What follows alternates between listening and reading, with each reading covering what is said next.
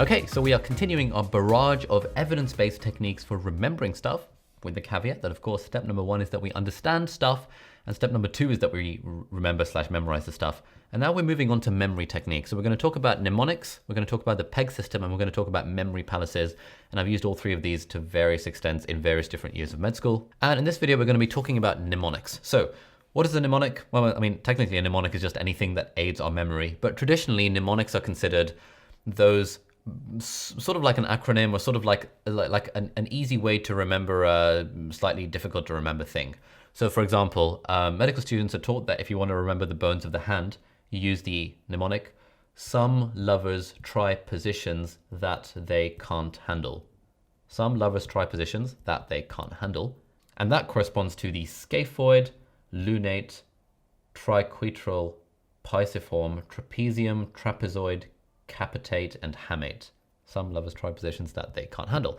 Great. And even kind of just thinking about that 8 years after I first learned it, and having not really gone back over it since, I can remember that because it's such a strong mnemonic. And sort of the way that a lot of these memory techniques works, like the sort of hacks for memorizing stuff, is by creating a vivid picture or some sort of association between one thing and another thing that makes it easier to remember.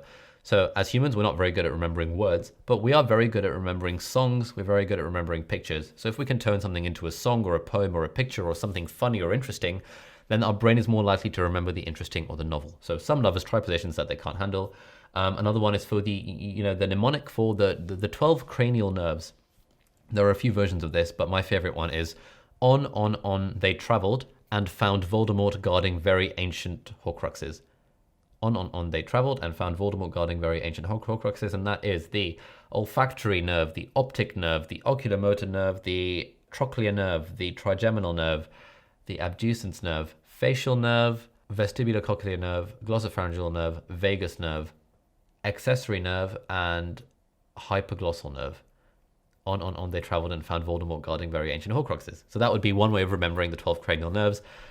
Usually by the time we graduate, we're so familiar with the 12 nerves that I just think of it as cranial nerve 8 or cranial nerve 9. I don't bother with the names as such, and I don't really think of the mnemonic anymore. But that is how me and most of my friends learned that at the time. And I think this even applies, like, even when we're doing stuff that doesn't necessarily sort of lead to something interesting like that. So one thing that I found really helpful when preparing for my final year OSCE exams, which are our clinical exams, is that often you have to kind of recite a spiel of things that you're looking for on inspection.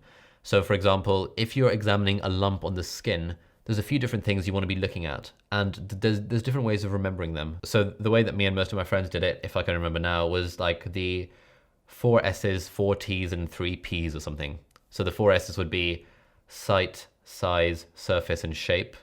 The T's would be tethering, temperature, tenderness, and transillumination.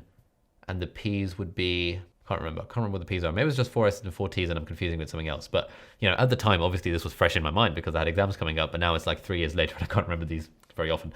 But yeah, there's all sorts of different ways that we can turn stuff into mnemonics. And so, especially with medicine, where it's just a torrent of stuff to memorize, one thing that I found really helpful was if I ever came across a list of things that I had to know, I would be thinking, okay, can I rearrange this list of stuff so that it spells out something interesting, or so that it's some sort of mnemonic, some sort of acronym I can turn it into.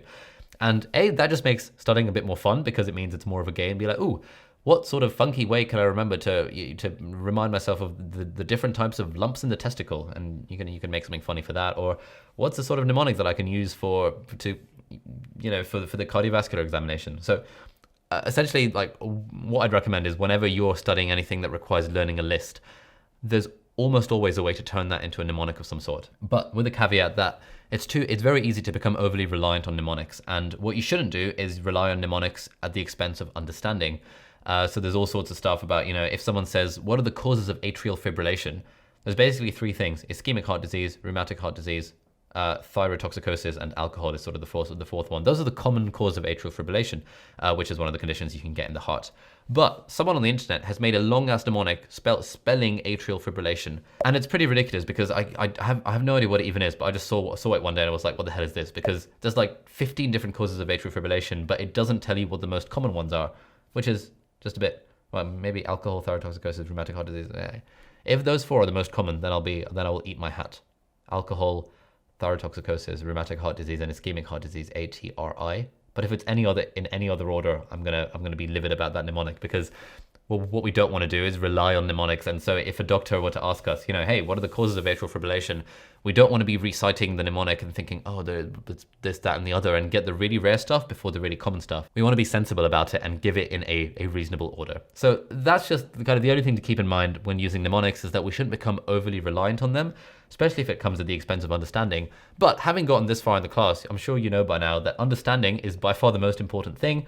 And only after we've understood the content in depth do we bother trying to memorize it using all these kind of memory hacks. But yeah, mnemonics are one of my favorite things and one of the things that made studying fun for me. So I hope you get some use out of them if you're not using them already. So thanks for watching, and I'll see you in the next video.